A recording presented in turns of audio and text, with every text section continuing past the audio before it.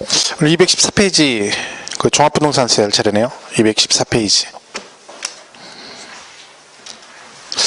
그 프린트 나눠준 거 있죠? 한 장짜리. 그죠? 앞뒤로 정량. 그거 그 종합부동산세 보시면 그 뒷장 넘기면 종합부동산세 나오죠? 찾으셨나요? 그 세부담 상한에 거기 보면 3주택이 100분의 3천으로 돼 있죠. 위에 그 세부담 상한에 100분의 맨 위에 칸에 찾으셨나요? 종합부동산세 그 맨 위에 보면 뭐 3주택에 세부담 상한에가 100분의 300인데 3천으로 맨 위에 칸에 있어요. 종부세 못 찾았어요? 거기 3천으로 돼 있죠. 100분의 3천 그 100분의 300인데 숫자가 하나 더 들어갔네요. 아니 그 말고 150 말고 100분의 300짜리가 3000인데 300인데 3000으로 돼 있다고요? 300으로 돼 있어요? 아 근데 수정해서 드렸나 보네. 아 죄송합니다. 아 제가 딴 데 수정이 안 돼가지고 네, 여기 수정한 걸로 보내준 다행이네요. 그죠? 아 그럼 그냥 보시면 되겠습니다. 자 오늘 214페이지 그 종합부동산세를 보겠습니다. 일단 종부세는 우리가 종부세를 내시려면 그 전에 뭘 내야 되냐면 재산세를 내야 됩니다. 그죠? 그러니까 재산세 내고 나서 그 다음에 이 종합부동산세를 내기 때문에 그 말은 이 종부세는 모든 기준이 일단 누굴 따라간다는 거예요? 재산세를 원칙적으로 따라간다는 뜻입니다. 그죠? 그래서 우리가 재산세 기준을 따라간다라고 생각하시면 되고 이 종부세는 이름이 종합부동산세잖아요. 그죠? 그러면 얘가 부동산만 종부세를 낸다는 뜻이고, 그리고 종합이 붙었다는 얘기는 무슨 얘기예요? 합산을 한다는 얘기입니다. 합산. 그죠? 그러니까 합산해서 과세를 한다 그런 뜻이죠. 그래서 우리가 이걸 문장을 표현할 때 이런 얘기를 했죠. 얘는 전국 이렇게 나온다 했죠. 전국을 나온 이유는 뭐다? 국세기 때문에 얘는 전국을 대상으로 합니다. 전국에 그 다음에 뭐 토지와 주택을 이렇게 토지와 주택을 그죠? 그러니까 토지와 주택이 종부세 대상이라는 뜻입니다. 근데 토지는 우리 재산세 과세할 때 분리, 별도, 종합 이렇게 돼 있거든요. 분리, 별도, 종합인데 이 중에서 분리 과세는 종부세를 안 냅니다. 그러니까 별도 합산하고 종합 합산 그리고 주택 요 세 개만 종합부동산세를 내도록 되어 있습니다. 그러니까 건축물이나 이런 거 종부세 안 낸다는 얘기죠. 그죠? 이 세 개만 내고 얘네들을 합산합니다. 걔는 항상 소유자별 합산 그럽니다. 소유자별 합산. 우리 세법에 나오는 모든 합산은 기본적으로 개인별 합산 이런 걸 꼭 숙지하셔야 돼요. 물론 이제 부동산 임대소득에 예외적으로 세대별 합산이 있긴 하지만 근본적으로는 전부 다 개인별 합산입니다. 개인별. 세대별 합산 이런 건 난 무조건 틀린다는 거죠. 그리고 얘가 그냥 내는 게 아니라 합산해서 뭐가 되는다? 일정액이 뭐 했을 때? 초과했을 때. 이 초과되는 부분에 대해서 과세하는 게 종합부동산세입니다. 결론은 이제 종부세는 전국 합산한다는 게 기본 개념이라는 거죠. 그러면 이 대상이 이제 정해져 있는데 대상은 지금 말씀드린 대로 세 가지가 대상이 되는 거죠. 뭐예요?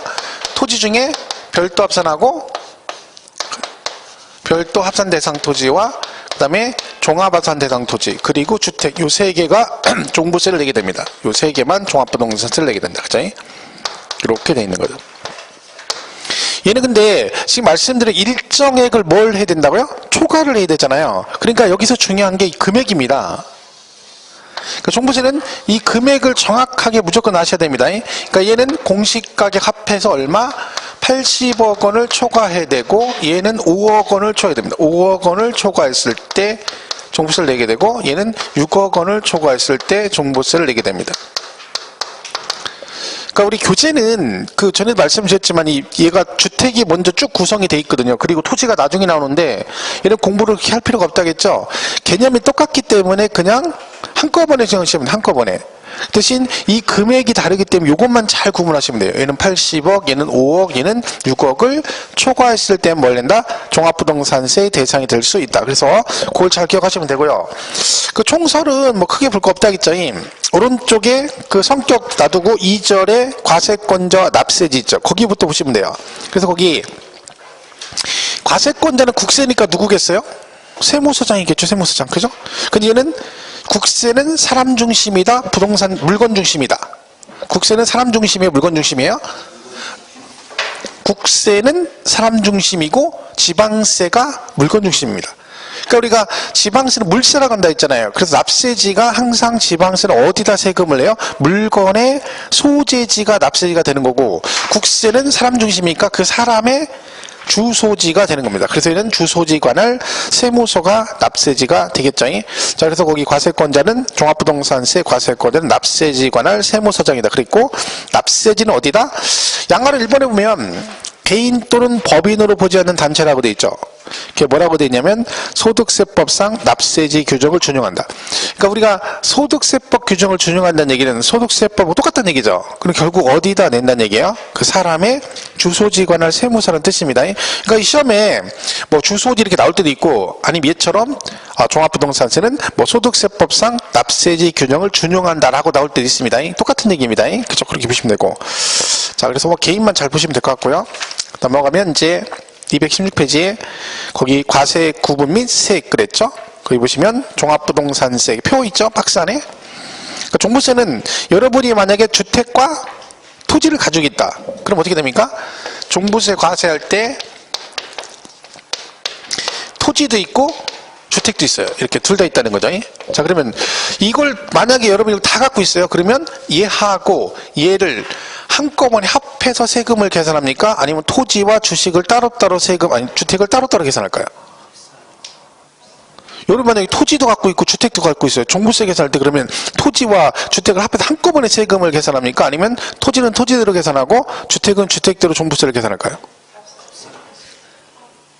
얘랑 두 개 합해서 계산해요? 한꺼번에? 예를 들면 별도 합산 대상 토지가 1억짜리가 있고요. 주택 1억짜리가 있어요. 두 개 합해 2억 원 곱하기 이렇게 세를 공부합니까? 아니죠. 얘는 얘대로 계산을 따로따로 계산해야죠. 항목이 틀리잖아요. 별도는 별도끼리 계산하고 종합은 종합끼리 계산하고 주택은 주택끼리 계산하죠. 그러니까 세금은 따로따로 계산하고 낼 때는 어떻게 되는 거예요?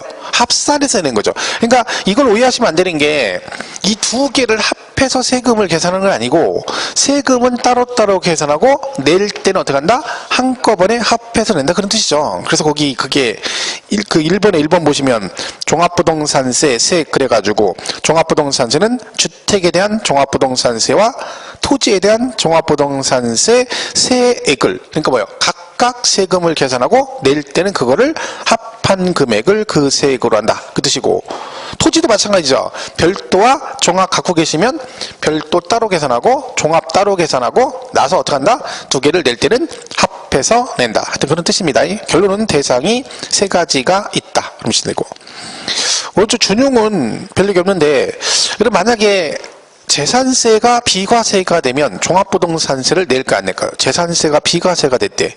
그럼 종부세를 내겠어요? 안 내겠어요? 안 냅니다. 재산세를 안 내면 종부세를 절대 낼 일이 없어요. 그죠? 근데 내가 재산세 부과 대상인데 비과세를 받았어. 그럼 당연히 재산세 안 냈으니까 종부세도 안 낼 테고, 재산세를 감면받은 만큼 재산세를 안 낸 거죠? 그럼 그만큼 종부세도 안 내겠지. 그럼 결론은 뭐다? 종합부동산세, 비과세, 감면 규정 등은 누구를 따라간다? 재산세 규정을 따라간다는 얘기죠. 그래서 준용한다는 얘기입니다. 그러니까 결론적으로 기본적인 기준은 다 재산세 규정을 따라간다는 걸 기본으로 하고 계시면 돼요. 뭐 크게 중요한 얘기는 아니네요. 거기는. 그죠? 자, 그 다음에 이제 주택부터 나옵니다. 뒷장에. 218페이지. 자, 그럼 주택 먼저 나와 있죠? 자, 주택은 토지건물 합해서 말하는 거죠? 자, 그럼 별장은 종부세를 낼까 안 낼까요? 별장. 낼 것 같아요? 안 낼 것 같아요? 별장. 별장은 사치성이라 내야 될 것 같죠? 왠지 종부세를. 그죠? 부자들이 가지고 있는 거니까. 근데 종부세 대상이 아닙니다. 별장은. 왜냐? 재산세가 워낙 많이 나옵니다. 그러니까 재산세가 별장의 4%거든요. 그럼 이게 굉장히 높은 거거든요. 재산 4%면 세율이. 이게 매년 내잖아요. 그럼 이 사람이 재산세 4% 내고, 그 다음에 12월 달에 종부세 또 내고, 뭐 이 별장 가진 사람이 재진 건 아니라 했잖아요. 그죠? 그러니까 이는 뭐다? 별장은 재산세가 고율로 과세가 되기 때문에 뭘 안 낸다? 종합부동산세 대상에서 제외가 됩니다. 자, 그럼 이제 거기 보면 주택의 범위 그래가지고 이 주택은 다 종부세를 내는 건 아닙니다. 그죠? 합산해서 배제되는 주택이 있다는 거죠. 무슨 얘기예요? 얘네들은 종합부동산세 대상에서 제외를 시켜주겠다 해가지고 거기 2번에 주택의 범위 나오죠. 218페이지 그죠? 다음에 해당하는 주택에 대한 과세표준 합산 대상이 되는 주택의 범위에 포함되지 않는다 해서 첫 번째가 건설 임간 임대주택입니다. 임대주택 그죠? 통틀어서 임대주택. 그리고 2번에 기숙사나 사원용 주택으로 쓰게 되면 얘도 종부세 대상에서 제외시키고, 그 다음에 미분양 주택이라고 돼 있죠. 어떤 사람이 집을 100채 갖고 있는데 너 겁내 부자니까 세금 한번 주고 봐 그랬더니 미분양인 거죠. 그죠? 그럼 또 과세하면 두 번 죽이는 거라 했죠. 그래서 얘는 과세 안 하고, 그 다음에 가정 어린이집. 이게 뭐예요? 놀이방. 그죠? 그러니까 여러분이 아파트 두 채를 갖고 있는데 하나는 본인이 살고 있고 하나는 놀이방 용도로 쓰고 있다는 얘기죠. 그럼 그 놀이방 용도로 쓰는 집은 종부세 대상에서 제외시킨다는 얘기고, 5번에 문화재 주택도 대상에서 제외입니다. 그러니까 문화재 주택을 갖고 있는데 세금 부담이 커지면 부담스러우니까 팔 수도 있잖아요. 그러면 얘가 소유권 이전되면서 문화재가 훼손될 우려가 있으니까 너 갖고 있어도 세금 부담 안 줄 테니까 가지고 있어라, 그런 뜻입니다.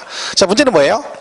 이것들을 갖고 계시면 남양주 세무서에서 여러분이 이게 있는지 없는지 모를 수도 있잖아요. 그럼 세금이 나올 수도 있죠. 그러니까 뭘 해줘야 된다? 신고를 해줘야 됩니다. 합산 배제 신고란 걸 해줘야 돼요. 그죠? 그 신고를 언제 하느냐? 그 밑에 참고에 나와 있습니다. 몇 월 달에 한다? 9월 16일부터 9월 30일까지. 어디다? 남양주시에다 할까요? 남양주 세무서에다 신고해야 될까요? 세무서도 해야죠. 세무서 국세니까. 그죠? 그러면 여러분 이거 신고를 해주면 걔네들이 신고를 받아가지고 세금 부과할 때 그거 빼고, 그죠? 나머지만 세금을 부과를 한다, 그런 얘기죠. 그래서 거기 합산배제 신고는 9월 16일부터 30일까지 납세지관할 세무서장한테 신고를 해주셔야 한다. 그죠? 그거 잘 기억하시면 되고요. 그 오른쪽 219페이지부터는 뭐 합산배제 그 조건 나오는데 뭐 그건 볼 필요 없죠. 뭐 이거 뭐 장난 아니죠. 넘어가시면 되고요. 자, 그러면 이제 여기서 대상이 나왔습니다. 그러면 이 납세 의무자 누구냐? 그런 거죠.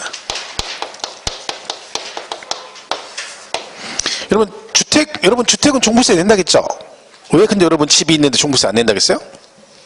왜 아파트 남양주에 집이 있는데 왜 종부세 안 내요? 그죠? 집이 싸서 그런다 했죠. 집이 싸서 그럽니다. 그죠? 여기 뭐라고 돼 있어요? 6억을 초과했을 때만 낸다겠죠. 그럼 납세 의무자가 누구겠어요? 전국에 본인 명의로 되는 모든 주택의 공시가격을 몽땅 합해서 얼마가 초과된다? 그죠? 6억을 초과하는 자가 납세 의무자가 되는 거죠. 그럼 별도 합산 대상 토지는 납세 의무자가 누구라고요? 얘는 누가 내겠어요? 별도 합산은? 납세 의무자가 누구예요? 뭐겠어요? 80억을 초과하는 자겠죠? 초과하는 자, 그죠? 80억을 초과하는 자. 얘는 5억을 뭐 하는 자? 초과하는 자. 그러니까 제가 이거를 말씀드렸지, 한꺼번에 공부하는 이유가 뭐냐면 어차피 뒤에 가면 얘들도 똑같이 나와요. 납세 의무자 뭐라고 나와요? 80억 초과하는 자, 5억 초과 이렇게 나오거든요. 근데 그걸 따로 할 필요가 없죠. 왜? 어차피 주택 할 때 초과하는 자니까 뭐만 달라요?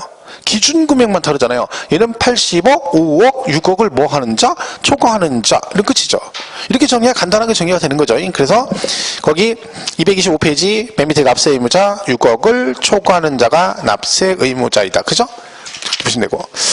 자, 그럼 넘어가서 과세표준이 납니다. 과세표준.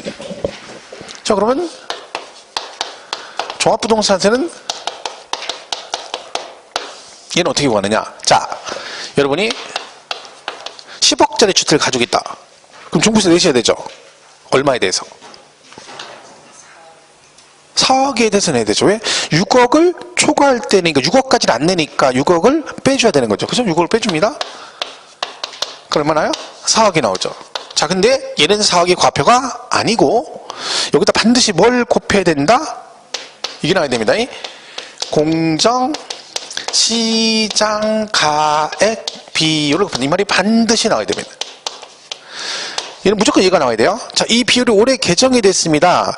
이 개정사항이 올해 종합부동산세가 개정사항이 꽤 됩니다. 제일 많이 개정된 게 종부세거든요.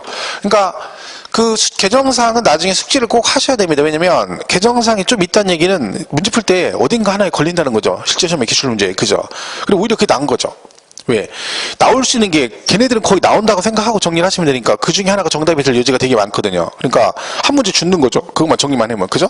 그러니까 얘도 개정됐죠. 어쨌든 얘가 작년까지는 80% 했다가 올해부터 85%씩 5%씩 올라갑니다. 그러니까 숫자를 원래는 안 외워도 되는데 알고는 있어야 되는 게 뭐냐면 올해 만약에 시험에 얘가 공정시장가액표로 가로치고 80% 이렇게 해버리면 틀리는 거예요. 100분의 80이 아니라 얼마? 85. 내년에 90%, 95%, 100%에서 2022년에 100%를 다 내도록 개정이 됐습니다. 그러니까 종합부동산세 부담이 점점 커질 수밖에 없죠. 작년하고 올해 차이 많이 날 겁니다. 아마 특히 다주택자는 종부세는 커질 수밖에 없어요. 왜요? 세율도 바뀌었거든요. 그러니까 세율도 높아지고 그 다음에 이것도 높아지고 세부담 상한 비율도 높아졌습니다. 그러니까 내가 낼 돈이 많아진 거죠. 그죠? 그래서 얘가 개념인 거죠. 사실은 이 부분이 재산세도 있잖아요. 재산세도 공정시장 가입이 있거든요. 근데 걔는 개정을 안 했어요. 왜? 만약에 걔를 높여버리잖아요? 그럼 누구도 일반 서민들도 세금 부담이 커지는 거예요. 재산세를. 그죠? 걔는 안 건드린 거죠. 그냥 놔두고 종합부동산세만 바뀐 겁니다. 그래서 일단은 숫자는 잘 안 물어보긴 하지만 개정사항이니까 알고는 계셔야 된다. 그죠? 그러니까 결론은 뭐다? 종부세 과표는 뭐가 중요하다? 얘가 반드시 나와야 된다. 과거 시험에 뭐라고 나왔겠어요? 주택의 과세 표준은 공시가격 합한 금액에서 6억을 공제한 금액으로 한다. 땡. 아니고 공제한 금액에 공정시장 가입비로 곱하면 그럼 얼마겠어요? 3억 4천이 과표가 되겠죠. 얘가 과표다. 그죠? 얘기입니다. 그래서 항상 얘가 나와야 된다. 그러면 별도 합산 대상은 전부 합해서 얘는 얼마를 빼줘야 되겠어요? 별도는 과표 계산할 때 80억을 빼줘야죠. 그죠? 그러면은 이렇게 나오겠죠. 합한 금액에서 80억을 공제한 금액. 얘는 5억을 공제한 금액. 그죠? 얘는 6억을 공제한, 이렇게 나오겠죠. 교재에 당연히. 그죠? 이렇게 나오고. 그리고 나서 그 뒤에 셋 다 뭐가 붙어야 돼요? 그쵸. 공정시장 이게 하겠죠. 그 공제한 금액에다가 셋 다 공정시장 가액 비율을 곱한다 해서 얘가 전부 다 85%로 되어 있다. 그 얘기죠. 그럼 얘는 이제 그게 나오겠죠. 80억을 공제한 금액에 공정시장 가액 비율을 곱한다. 얘는 5억을 공제한 금액에 공정시장 이렇게 나오겠죠. 그래서 요거를 잘 구분하시면 돼요. 그래서 얘는 항상 거기다가 공정이 나와야 된다는 말 꼭 기억을 해 주셔야 된다. 그런 얘기죠. 자, 근데 여기 예외가 있습니다. 뭐 주택에 뭐가 있어요? 1세대 1주택자 1주택 단독 명의자는 뭐 할 수 있다? 3억 원을 추가로 과표 계산할 때 공제받을 수 있다. 이게 이제 중요하죠. 자, 누구만 된다고요? 1세대 1주택자가 되는 게 아니라 단독 명의자만 됩니다. 그러니까 공동 명의자는 안 됩니다. 이게 이런 얘기죠. 예를 들면 여기서 이렇게 됐는데 얘가 만약 1주택 단독 명의자면 어떻게 한다는 거예요? 여기다가 추가로 3억을 빼주겠다는 거죠. 그죠? 이 얘기죠. 그럼 얘가 1억이 되는 거죠. 그럼 여기다가 85% 이렇게 해서 8,500이 되는 거죠. 그러니까 1주택자는 가능하면 세금을 안 내는 쪽으로 가겠다는 거죠. 안 내는 쪽으로. 그러니까 집 하나, 그럼 결론적으로 여러분이 만약에 집이 하나인데 단독 명의면 얼마가 초과돼야 종부세를 낸다는 얘기야? 얼마가 초과돼야 종부세를 냅니까? 그럼 1주택 단독명이면 9억이 초과해야 되는 거죠. 그러니까 일반적인 시군구에 집 하나가 공시가격으로 9억이 초과되는 주택은 거의 없다고 봐야죠. 그죠? 근데 뭐 말했잖아요. 쉬는 시간에 어떤 분이 나는 근데 1주택인데 작년에 종부세 냈는데 그러면 그 말 나오자마자 뭐라 오라버니 어깨에 기대어 볼래. 오라버니라 불러야 됩니다. 그죠? 오라버니. 그죠? 이 노래 모르시죠? 오라버니라는 노래 잘 모르실 거예요. 그게 옛날 고속도로에 그 테이프 있잖아요. 그 파는 노래의 거의 80~90%를 한 명이 불렀습니다. 금잔디라고 그 무명 가수인데 그 여자가 그러니까 음반 판매량 그 사람 1등이에요. 따지면 어마어마하게 팔린 거죠. 근데 그 여자 새로 나온 거기 오라버니인데 노래 이름이 제목이 오라버니예요. 그래서 저는 잘 모르는데 노래방 가면 우리 처제랑 동서가 맨날 그걸 불러요. 오라버니 어깨에 기대볼래요. 커다란 가슴에 얼굴을 묻고 말 가면요 사랑한다 말해주세요. 오라버니 쓰러져요. 아주 그냥 하도 많이 불러가지고 제가 그걸 외웠어. 그죠? 그러니까 그 얘기는 하나는 가능하면 안 내도록 왜? 거주 목적으로 가지고 있다는 얘기죠. 그럼 공동명의는 된다 안 된다? 안 됩니다. 그죠? 공동명의는 추가 공제가 안 된다. 왜 그런다 했어요? 얘가 12억짜리 가지고 있다. 근데 부부 공동명의다. 걔는 종부세 어떻게 계산해요? 12억으로 계산하면 안 되죠? 왜? 이거는 부부 공동명의니까 이거를 해버리면 세대별 합산이 돼버립니다. 그죠? 그러니까 절대로 세대별 합산이 돼 있죠. 그럼 어떻게 해요? 나눠야죠. 지분으로. 얘가 5대5다 그러면 어떻게 나눠요? 6억에서 따로따로 계산합니다. 그죠? 그러면 얘도 6억이니까 둘 다 6억 초과 안 됐죠? 종부세 안 내네. 얘는 얼마까지 안 내는 거예요? 12억까지 종부세를 안 내게 됩니다. 이 자체로. 그러니까 얘는 추가 공제를 안 해주는 겁니다. 그래서 단독 명기자만 추가로 3억 공제 받을 수 있다. 이렇게 되는 거죠. 그래서 거기 226페이지 과표에 원칙 해가지고 주택에 대한 주택의 종부세 과표는 주택의 공시가격 합한 금액에서 6억을 공제한 금액이 아니라 공제한 금액에 공정시장가입비를 곱한다. 그렇게 돼 있죠? 보시면 되고. 그 다음에 이번에 1주택 과표 해가지고 걔는 어떻게 됐어요? 3억을 공제한 금액에서 6억을 공제한 금액에 공정시장가입비를 곱한다. 그러니까 추가적으로 3억 공제를 받을 수 있다. 그런 뜻입니다. 그리고 227페이지 오른쪽 공정시장가입비율 나와있죠? 거기 나와있네요. 그 비율이 올해는 85%고 계속해서 5%씩 올라가도록 되어 있다. 그죠? 이렇게 보시면 됩니다. 그 다음에 넘어가시면 228페이지 가면 거기 또 뭐가 있냐면 이번에 1주택자 범위라고 되어 있잖아요. 자, 그 중에서 그 동그라미 3번에 보면 1세대 1주택 수에서 제외 대상 주택이라고 되어 있죠. 자, 거기 보면 기역, 니은 두 개 나와 있는데 하나는 임대주택이고 하나는 문화재 주택이라고 되어 있죠. 자, 그럼 그게 무슨 얘기예요? 그 임대주택과 문화재 주택은 뭘 한다는 거예요? 숫자에서 제외한대요. 이게 무슨 얘기냐면 만약 여러분이 남양주에 10억짜리 집이 하나 있고요. 그 다음에 구리시에 10억짜리 집이 있어요.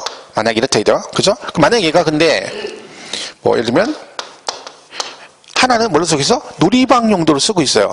아까 그러면 그 가정 어린이용 주택은 합산해서 배제한다 했잖아요. 그러면 종부세 계산 어떻게 한다는 거예요?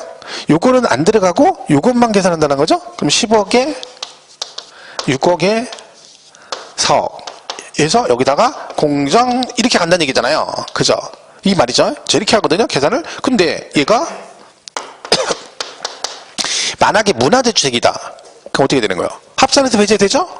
똑같이 간다는 얘기죠. 근데 얘는 뭐라고요? 주택수에서도 뭐 한다고? 제외가 된대요. 그럼 얘가 지금 현재 2주택이잖아요. 근데 주택수에 제외한다는 얘기는 얘는 몇 주택으로 보겠다는 거야? 1주택으로 보겠다는 얘기네요. 그럼 뭘 해주겠다는 거야? 여기서 추가로 3억 공제를 받을 수 있는 거죠. 왜? 주택수에 제외되니까 1주택자니까 1주택 단독명의자는 추가 공제한다 했잖아요. 그러니까 여기서 숫자에서 제외한다는 의미가 그런 뜻이라는 거죠. 그래서 그게 얘는 합산에서도 배제되고 숫자에서도 한다? 제외한다. 그런 뜻입니다. 그러면 결론적으로 얘는 종부세는 뭐가 중요한 거예요? 얘도 비과세는 안 되지만 1세대 1주택이 중요한 거죠. 왜? 1세대 1주택자는 추가 3억 공제받고 좀 이따 하게는 세액 공제도 받거든요. 근데 그걸 누구만 해줘요? 1세대 1주택자만 해줘요. 그래서 이제 얘가 뭐가 있냐면 현재 내가 2주택인데도 예외적으로 1주택으로 봐주는 경우가 나오는 거죠. 그게 뭐냐면 이거죠. 부모와 자식이 뭐 동거부양하거나 아니면 남녀가 결혼해서 뭐가 됐다? 집이 2개가 됐다. 이렇게 됐을 때. 자, 여기 2주택자죠, 전부 다. 그죠? 그럼 2주택이니까 이 혜택을 못 보는 거잖아요. 근데 얘는 또 부모님 모시려고 합가한 거고 여기는 결혼해서 집이 2개가 된 거잖아요. 그러니까 이거는 투기 목적도 아니고 하니까 혜택을 주겠다는 거지. 어떻게? 얘는 합가한 날로부터 10년 동안, 얘는 혼인신고한 날로부터 몇 년 동안은 5년 동안은 각각 별도 세대로 보겠다는 거. 여러분 이건 양도세도 되게 나오는 거죠. 작년에 개정되고 작년 시험에도 출제가 됐던 거죠. 이거 그죠? 그러니까 얘는 갖고 있으면 종부세 부담할 때 10년간 5년간 각각 별도 세대. 양도세에서는 10년 5년 안에 아무거나 먼저 파는 주택은 1세대 1주택으로 본다. 이렇게 돼 있습니다. 자, 그러면 여기서 그러면 얘가 10년 5년 됐어요? 자, 그러면 5년 동안 각각 별도 세대면 냈다 뭘로 본다는 거예요? 1세대 1주택으로 봐주겠다는 거죠. 그러면 추가 3억 공제도 받고 해주겠다는 뜻이에요. 자, 혼인한 지 5년이 지났어요. 오래 살았네요. 혼인하고 5년 살았으면. 그죠? 자, 아직도 살고 있다는 얘기죠. 5년 지났는데. 그죠? 그러면 5년 지나버렸습니다. 그럼 이때 그럼 남편과 부인의 집을 합산해서 종부세를 계산할까요? 따로따로 1주택으로 볼까요? 각자 계산할까요? 5년 지났어. 그러면 남편과 부인의 집을 합산해서 종부세를 계산합니까? 남편과 부인 걸 따로따로 계산할까요? 종부세. 아까 제가 말했죠? 종부세. 얘네 둘이 합산하면 뭐가 되는 거야? 세대별 합산 되는 세대별 합산. 그런 거 없다겠잖아요. 무조건 개인별이라니까. 부부 금슬이 아무리 좋아도 이건 합산 안 한다니까요. 그냥, 그죠? 그냥 무조건 뭐야? 따로따로야. 대신 5년이 지나버리면 얘네가 원래 몇 주택이에요? 1세대 2주택이잖아요. 근데 그걸 5년간 10년간 혜택을 준 거죠. 그러니까 5년 10년이 지나버리면 여전히 세금 어떻게 해? 따로따로 계산하는데 이제 뭐가 아닌 거예요? 1주택자가 아닌 거지. 그럼 뭐가 안 되는 거야? 추가 사목공제 같은 걸 받을 수 없다는 뜻이지. 5년 10년 지났다 해서 얘네 둘이 합산한다 그러시면 안 됩니다. 그래서 그걸 잘 기억하시고요.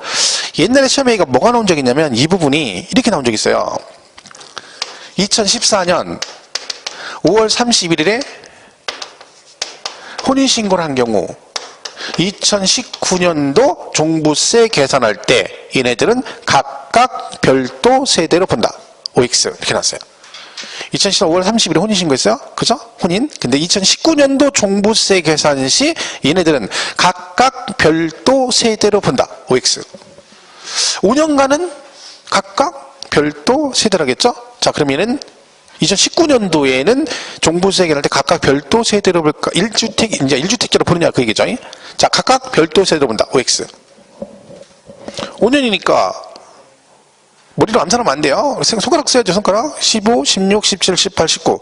2019년 5년째네요. 그죠? 5년간 각각 별도 세대니까 2019년도 각각 별도 세대로 본다. 그러면 OX? 그 찝찝하죠 뭔가? 씨가 5년이니까 딱 5년이니까 당연한 건데 왜 자꾸 저걸 제가 물어볼까? 뭐가 찝찝해서 잘 못하는 거죠. 눈치로 그죠? 이때는 각각 별도 세대로 본다간 땡 틀렸습니다. 왜요? 딱 5년째잖아요. 5년간 해줘야 돼요 원래는. 그럼 왜 안 해줘요? 왜 안 해줄까요? 왜 안 해줄까요? 5년 지나면 안 해준다 했잖아. 그죠? 그럼 얘가 2019년 안 해준다는 얘기는 이 말은 5년이 지났다는 얘기네. 안 지났잖아요. 19년도니까 19년도까지인가. 근데 얘가 안 해준다는 얘기, 지났다는 얘기는 왜 지났을까요? 예? 혼인신고를 급하게 했어. 혼인신고를. 혼인신고 급하게 조건 하나도 없다니까. 이거 봐봐. 이거 하니까 세금 혜택도 보는 거죠. 얘가 5월 31일에 혼인신고했네. 그죠? 그럼 5년이 언제 끝나요? 2019년 5월 31일에 끝났네. 근데 종부세는 언제 기준이에요? 6월 1일 기준이에요. 하루 지났잖아. 2019년 종부세 낼 때는 뭐가 되는 거야? 1주택자가 아닌 거예요. 이렇게 나온 적이 있어요. 그러니까 이게 이제 얘가 혼인신고한 날로부터 5년이고 여기는 전입신고한 날로부터 10년이거든요. 그러니까 여기서 얘가 이제 그때 당시 물어봤던 내용은 이 과세 기준이 이거라는 걸 이제 물어본 거죠, 사실은. 그죠? 그때는 이제 기간이 2년이었거든요, 이때 당시는. 근데 개정돼서 5년으로 바뀐 건데, 그래가지고 그때 당시 이런 식으로 문제가 나온 적이 있습니다. 그러니까 얘는 결국 이때부터 5년이니까 6월 1일 기준이니까 2019년도는 별도 세대가 아닌 거죠. 그렇죠? 어쨌든 얘네 둘도 10년간, 5년간은 뭘로 본다? 1주택으로 봐주겠다. 그게 거기 228페이지 밑에 양가로 3번에 1세대 유예라고 돼 있죠. 그게 그 얘기죠. 그죠? 1번에 혼인이고 동거봉양에서 5년, 10년 동안은 별도 세대로 보겠다. 그렇게 보시면 되고. 이쪽에 세율 나옵니다. 세율은 그냥 누진 세율로 돼 있어요. 근데 뭐 2주택, 3주택 조정 대상 지역 세율이 달라지긴 했는데 개정이 됐지만 우리가 세율까지 안길 건 아닌 것 같아요. 그죠? 이거를 뭐 물어볼 일 없으니까 그냥 세율이 그렇다. 누진 세율이다. 그냥 그 정도 보시면 되고. 넘어가서 230페이지 가면 그 2번에 주택분 과세표준금액에 대한 주택분 재산세 부가세 그래가지고 이중과세액 공제라고 돼 있죠. 이중과세액 공제. 일단 한번 먼저 읽어볼게요. 주택분 과세표준 금액에 대해서 해당 과세 대상에 주택분 재산세로 부과된 세액은 주택분 종합부동산세액에서 이를 공제한다. 이 경우 지방세법 규정에 따라 가감 조정된 세율이 적용되는 경우는 그 세율이 적용된 세액 같은 법에 따라 세부담 상한을 적용받는 경우는 그 상한을 적용받은 세액을 말한다. 자, 이게 뭔 얘기냐? 이게요. 이게 원래 그 지금 방금 전에 읽은 지문은 원래 이게 조문에 없던 지문이었거든요. 근데 이제 규문식 없던 건데 생긴 거죠. 왜? 최근에 시험에 나왔어요. 이거를. 그러니까 이거는 조문에 있는데 내긴 냈어요. 그러니까 한 번도 저도 뭐 이거 나올 당시까지 저도 몰랐었어요. 왜냐면 법조문에 있지만 우리가 조문을 다 공부하진 않거든요. 근데 출제위원회 어떻게 갖다 끝집으로 냈으니까 이제 또 부추기 실려진 거죠. 이게 뭐냐면 이런 거예요. 자, 예를 들면 여러분이 주택을 가지고 있다 쳐봐요. 내가 10억짜리예요. 자, 과표가 10억이라 치면 일단 얘는 10억 원에 대해서 뭘 냈겠어요? 재산세를 냈겠죠? 그죠? 재산세. 그리고 나서 얘는 또 뭘 낼까요? 종부세를 내겠죠. 왜요? 10억이니까 얼마에 대해서 6억을 기준으로 이 초과되는 이 구간은 또 뭘 내요? 종부세를 냈겠죠. 이해가시죠? 자, 그럼 결론은 무슨 현상이 일어난 거예요? 똑같은 주택을 가지고 이 6억이 초과된 이 구간은 뭐가 되는 거예요? 이중과세가 되는 거죠. 종부세도 내고 뭐도 냈어? 재산세도 냈다는 거지. 그래서 이중과세를 방지하기 위해서 요 중복되는 부분 낸 재산세 있죠. 요거를 이 종합부동산세 뭐예요? 빼주겠다는 거죠. 그리고 나머지만 세금을 부과를 하겠다. 이중과세를 방지하기 위해서 그 얘기입니다. 그런데 얘를 빼줄 때 이 재산세를 빼줄 때 이런 거라는 거죠. 두 가지 케이스가 있다는 거예요. 우리 재산세 배울 때 두 가지가 있어요. 하나는 얘가 가감 조정한 거죠. 우리 지방세는 다 100분의 50 범위에서 뭐 할 수 있다 했죠? 가감 조정할 수 있다 했잖아요. 그럼 얘가 플러스 마이너스 이게 가능하잖아요. 그리고 또 무슨 제도가 있어요? 세부담 상한 제도라는 게 있잖아요. 자, 그럼 보세요. 얘가 만약에 세금을 내는데 가감 조정 되죠? 근데 이거 하기 전과 후가 있을 거 아니에요. 자, 100분의 50 범위에서 가감 조정하죠? 근데 가감 조정 안 했을 때 얘가 재산세가 만약에 200이었다. 200만 원. 그죠? 근데 가감 조정했어요. 그럼 세율이 낮아질 수도 있고 높아질 수도 있죠. 그죠? 조정했으니까, 탄력세를 적용했으니까. 예를 들면 낮아져서 얘가 150을 냈어요. 그러니까 원래는 가감 조정하기 전에 원래 얼마를 내야 되는데 원래 세금은 200인데 탄력세를 적용해서 얼마만 낸 거야? 150만 원이 부과됐다는 얘기죠. 또 세부담 상한 있죠. 우리 100분의 150 있잖아요. 세부담 상한. 이때도 얘가 원래 200이 나왔는데 세부담 상한을 적용해서 100분의 150을 적용해서 물론 주택이니까 130이겠지만 예를 들어서 그냥 했더니 얘가 얼마 냈어? 마찬가지로 150만 원을 낸 거죠. 이렇게 됐다는 거야. 그럼 얘가 이 중복되는 부분에 재산세를 빼줄 때 만약에 1번 같으면 저 재산세 빼줄 때 요 200을 빼주느냐 150을 빼주느냐 그 얘기입니다. 얼마를 빼주겠어요? 200만 원을 빼줄까요? 150만 원을 빼줄까요? 아니 얘가 지금 가감 조정하기 전에 세율이 얼마예요? 원래는 얼마야? 200이잖아요. 실제 낸 돈 얼마예요? 150만 냈잖아요. 여기도 원래 200인데 얼마 냈어? 150만 원 냈잖아. 낸 돈이 150이잖아요. 그럼 여기서 공제 줄 때 돈은 150 내고 여기서 빼줄 때는 200을 빼줘요? 그럼 말이 안 되는 거잖아. 그죠? 그러니까 얼마를 빼줘? 둘 다. 그렇죠. 150을 빼주는 게 맞는 거지. 그러니까 얘는 뭐라는 겨? 이걸 빼줄 때 가감 조정 된 세율이 그러니까 된 금액을 빼주고 여기도 세부담 상한을 적용한 금액을 빼주는 거지. 얘가 가감 조정 전 세부담 상한 적용하기 전 금액을 빼준다 그러면 틀린 거지. 그 시험에는 뭐라고 나왔어요? 틀린 지문으로 이걸 낸 거예요. 요걸 빼줄 때 요것이 적용되기 전에 세액을 공제한 금액으로 한다. 그럼 땡 틀린 거죠. 그죠? 무슨 말 이해가세요? 이걸 빼주면 안 되잖아. 왜? 이걸 원래 이걸 내야 되는 거야. 근데 실제 낸 돈 얼마예요? 150을 냈잖아. 적용되고 나서 이걸 냈으니까 당연히 낸 돈이 150이니까 여기서 이거 공제 줄 때는 당연히 이걸 빼주는 150을 빼는 게 맞다는 거죠. 200을 빼주면 안 된다는 거지. 그죠? 그 얘기예요. 다시 읽어볼게요. 이게 없던 건데 이제 이게 작년 기본세는 없던 거예요. 근데 이게 시험에 나오고 나서 생긴 거죠. 거기 자, 주택분 과세표준 금액에 대해서 해당 과세 대상 주택의 주택분 재산세로 부과된 세액은 주택분 종합부동산세액에서 이를 공제하는데 이 공제할 때 이 경우 어떻게 한다는 거예요? 가감 조정된 세율이 적용되는 경우에는 그 세율이 적용된 세액 무슨 말 이해가시죠? 이거 얘기하는 거야. 그러니까 얘가 예를 들면 원래가 2%인데 가감 조정해서 1.5%를 적용했다는 거죠. 그러면 가감 조정된 세율이 적용된 세액을 빼준다. 그 얘기입니다. 그리고 또 뭐? 세부담 상한을 적용받는 경우는 그 상한을 적용받은 세액을 말한다. 받은 세액. 세부담 상한 받기 전 세액이 200이 아니라 받은 세액이 얼마요? 150이라는 거죠. 그러니까 빼줄 때는 그거를 빼주겠다. 그런 뜻입니다. 그러면 저 별도나 종합도 똑같겠죠. 그죠? 별도나 종합도 어떻게 됐어요? 80억, 5억 초과되는 건 중복되겠죠. 그럼 그 중복되는 부분 재산세 똑같이 어떡한다? 거기서 빼고 나머지만 세금을 부과하겠다. 그래서 이중과세를 방지한다. 그런 뜻입니다. 자, 그래서 이게 뭐 한번 시험에 나온 전례가 있기 때문에, 그죠? 교재에 실려 있죠. 그래서 그게 그런 뜻이다 하시면 되겠고요. 거기다가 또 이제 1주택자는 또 뭐가 있어요? 추가로 세액공제를 받을 수 있습니다. 세액공제. 세액공제 받는데 얘도 누구만 돼요? 1세대 마찬가지로 1주택. 그러니까 우리 종부세에서 그냥 1주택자가 뭔 혜택을 본다 그러면 단독명의라고 생각하시면 돼요. 그죠? 그러니까 보통 지문이 이제 단독으로 언급이 되긴 하지만 공동명의는 혜택을 안 주니까 다. 그죠? 그럼 얘는 뭐예요? 또 혜택을 주겠다는 거죠.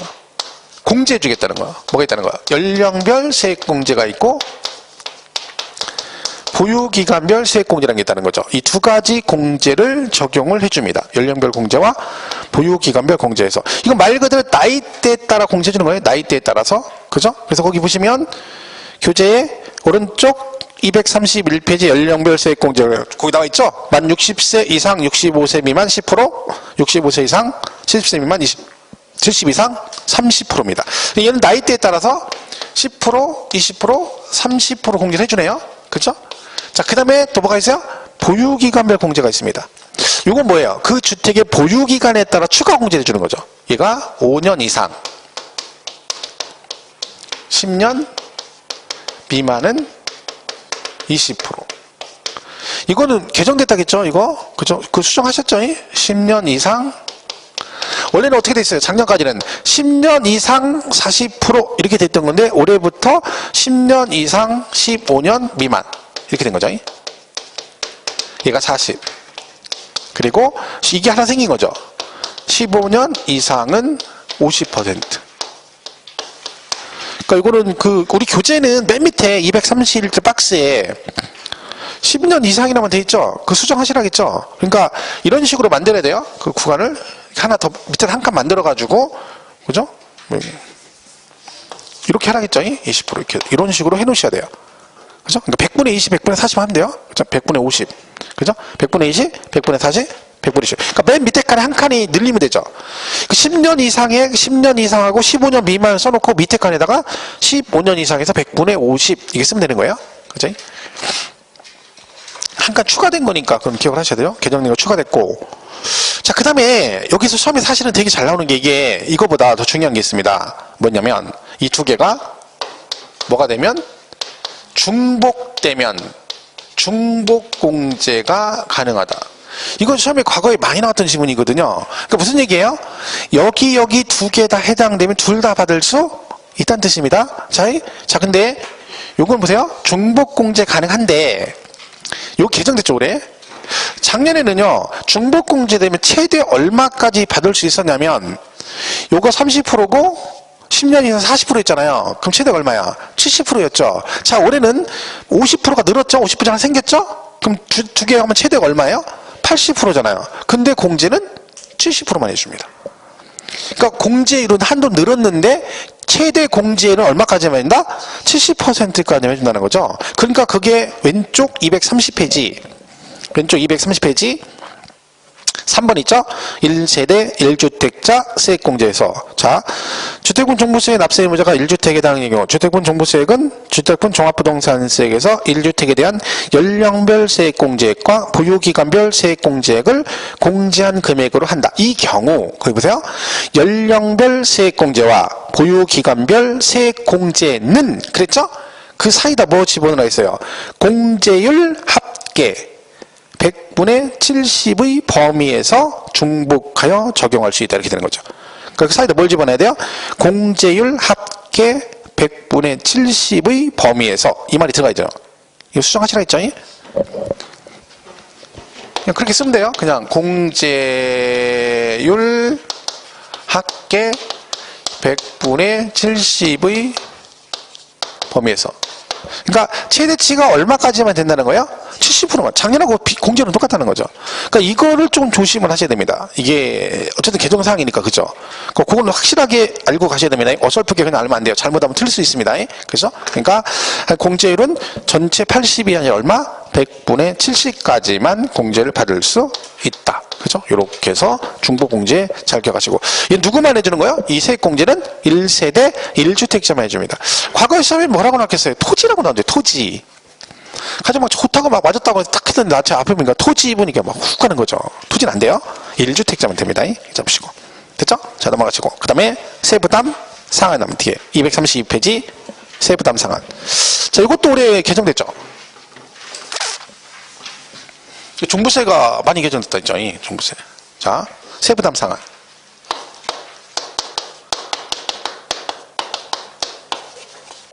얘가 원래는 100분의 150이에요. 전년도 된 거 1.5배. 그죠? 자, 이제 수정생 개정된 건 뭐예요? 첫 번째, 조정 대상. 그죠?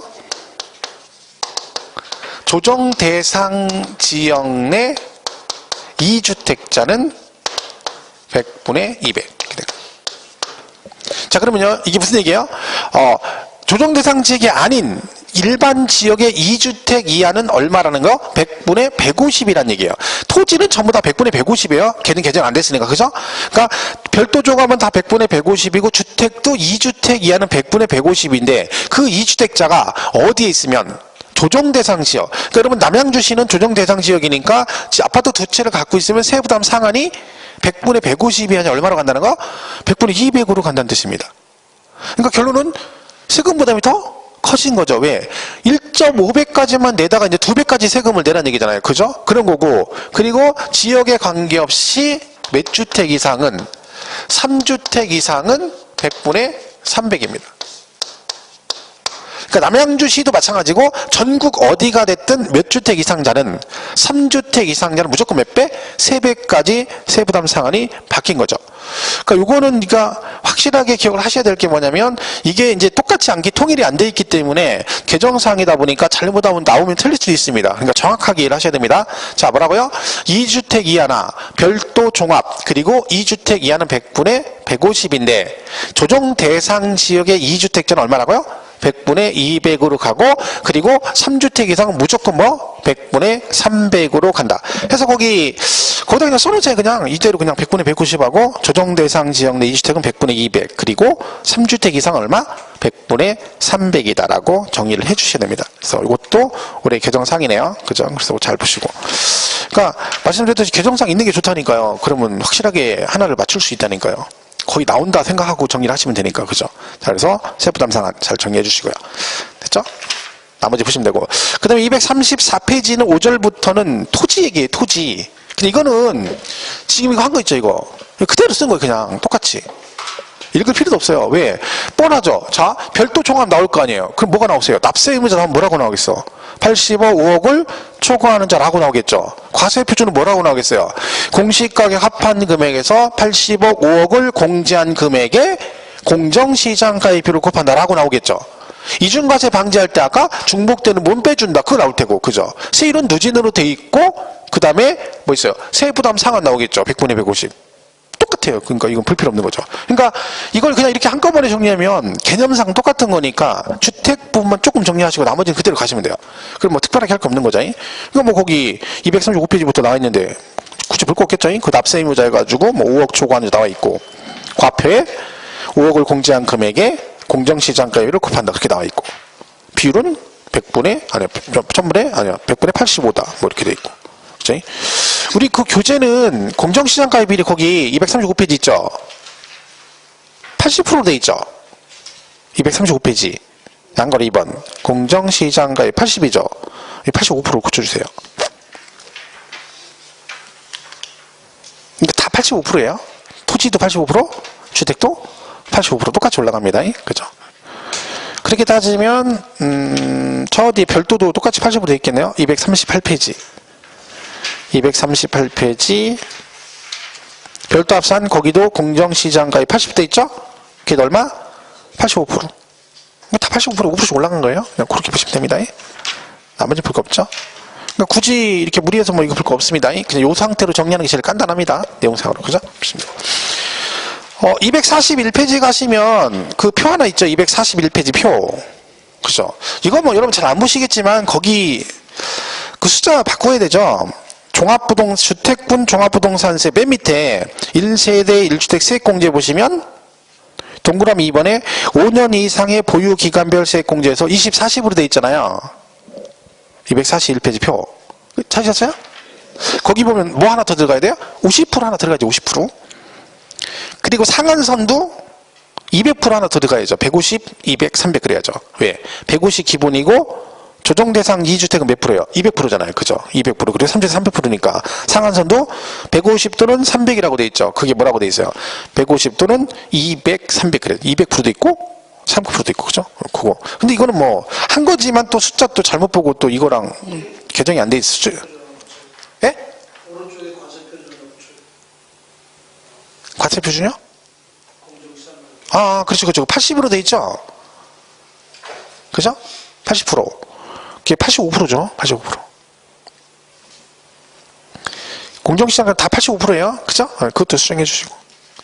그러니까 내가 알고 있으면 좋은데 이게 틀렸다는 걸 알면 좋은데 또 잘못하면 또 그냥 닫다가 얘가 80이다 뭐 아니면 얘가 뭐 20, 40이다라고 또 해버리면 또 안 되니까. 그죠? 어차피 개정이 돼서 강의는 그렇게 하지만 그래도 혹시 모르니까 수정해 주시면 좋겠어요. 그죠? 자, 그래서 결론은 얘는 이런 식으로 해서 그럼 기본이 그거예요? 80억, 5억, 6억 있죠?